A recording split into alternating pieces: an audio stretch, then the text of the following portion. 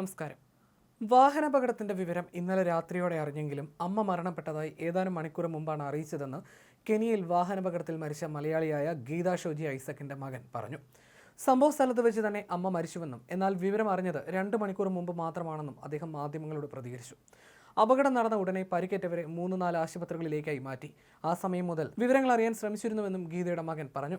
ബസിന്റെ ബ്രേക്ക് നഷ്ടപ്പെട്ട് നിയന്ത്രണം വിട്ടായിരുന്നു അപകടം. 35ഓളം ആളുകളായിരുന്നു ബസ്സിലുണ്ടായിരുന്നത്.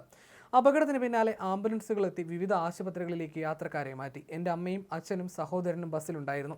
കെനിയയിലേക്ക് ഒരാഴ്ചത്തെ സഫാരി ട്രിപ്പിന് പോയതായിരുന്നു അവർ. ഏതൊക്കെ ആശുപത്രികളിലാണ് ആളുകളെ പ്രവേശിപ്പിച്ചിരിക്കുന്നതെന്ന് എംബസിയിൽ നിന്നും വിവരം ലഭിച്ചിരുന്നു. എന്നാൽ മമ്മിയുടെ കാര്യം അവർ ഉറപ്പിച്ച് പറഞ്ഞിരുന്നില്ല. നോക്കിക്കൊണ്ടിരിക്കുകയാണെന്നായിരുന്നു അവർ പറഞ്ഞത്. 12 മണിക്കൂറോളം അങ്ങനെ തന്നെയായിരുന്നു അവർ പറഞ്ഞത്. എന്നാൽ സംഭവ സ്ഥലത്ത് തന്നെ അമ്മ മരിച്ചിരുന്നു. അത് അവർക്ക് അറിയാമായിരുന്നു. അത് പറയാതിരിക്കുകയായിരുന്നു. 2 മണിക്കൂർ മുമ്പാണ് ഇക്കാര്യം അറിയുന്നത്. അച്ഛനും സഹോദരനും പരിക്കേറ്റിട്ടുണ്ട്.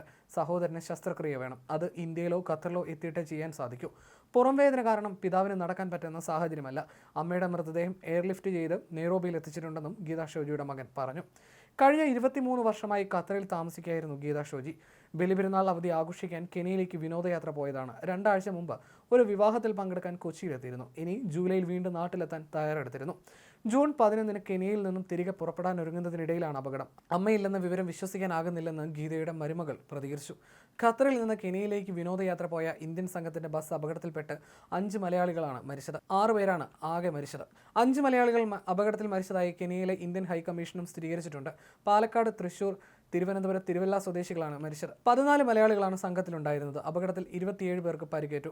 കനത്ത മഴയിൽ ബസ് നിയന്ത്രണം വിട്ട് മറിഞ്ഞാണ് അപകടമുണ്ടായത്. 2 സ്ത്രീയും 2 കുട്ടിയും മരിച്ചവരിൽ ഉൾപ്പെടുന്നു. തൃശൂർ സ്വദേശി ജസ്ന കുറ്റിക്കാട്ടുചാലിൽ, മകൾ റൂഹി മെഹറിൻ മുഹമ്മദ്, തിരുവനന്തപുരം സ്വദേശി ഗീത ഷോജി ഐസക്, പാലക്കാട്, കണ്ണൂർ, കാഞ്ഞിരപ്പാറ സ്വദേശിനി റിയ ആനും മകൾ ടൈറ റോഡ്രിഗസുമാണ് മരിച്ച മലയാളികൾ. അപകടത്തിൽ റിയയുടെ ഭർത്താവ് ജോയൽ, മകൻ ട്രാവിസ് എന്നിവർ പരിക്കേറ്റ് ചികിത്സയിലാണ്. ജോയലിൻ്റെയും ട്രാവിസിൻ്റെയും ആരോഗ്യനില തൃപ്തികരമാണെന്നാണ് വിവരം ലഭിച്ചതെന്ന് മണ്ണൂർ പഞ്ചായത്ത് വൈസ് പ്രസിഡന്റ് സ്വാമിനാഥൻ പ്രതികരിച്ചു. 3 ദിവസത്തിനകം മൃതദേഹം നാട്ടിലെത്തിക്കാൻ കഴിയുമെന്നാണ് ലഭിക്കുന്ന വിവരം. കോയമ്പത്തൂർ സ്വദേശിയായ ജോയലിന്റെ വീട്ടിലാണ് സംസ്കാര ചടങ്ങുകൾ നടക്കുക. പരിക്കേറ്റ മറ്റുള്ളവരെ ആശുപത്രിയിൽ പ്രവേശിപ്പിച്ചിരിക്കുകയാണ്. വടക്കിഴക്കൻ കെനിയയിൽ നക്കൂറു റോഡിലാണ് അപകടമുണ്ടായത്. വാഹനത്തിന്റെ നിയന്ത്രണം ഡ്രൈവർക്ക് നഷ്ടമായതാണ് അപകട കാരണമെന്നും പലതവണ ബസ് തകിടമറിഞ്ഞെന്നും ദൃക്സാക്ഷികൾ വെളിപ്പെടുത്തി. ഖത്തറിൽ നിന്ന് കെനിയയിലേക്ക് വിനോദയാത്ര പോയ ഇന്ത്യൻ സംഘത്തിന്റെ ബസ്സാണ് അപകടത്തിൽപ്പെട്ടത്. സംഘം സഞ്ചരിച്ചിരുന്ന ബസ് നിയന്ത്രണം വിട്ട് താഴ്ചയിലേക്ക് മറിയുകയായിരുന്നു. വടക്കിഴക്കൻ കെനിയയിലെ നിയാൻഡോർവ പ്രവിശ്യയിൽ വെച്ചാണ് അപകടമുണ്ടായത്. തിങ്കളാഴ്ച പ്രാദേശിക സമയം വൈകിട്ട് 4 മണിയോടെയാണ് സംഭവമുണ്ടായത്. നിയാഹുരുവിലെ പനാരി റിസോർട്ടിലേക്ക് പോകുന്നതിനിടയിലാണ് ബസ് അപകടത്തിൽപ്പെട്ടത്. അപകടത്തിൽ പോലീസ് അന്വേഷണം ആരംഭിച്ചിട്ടുണ്ട്.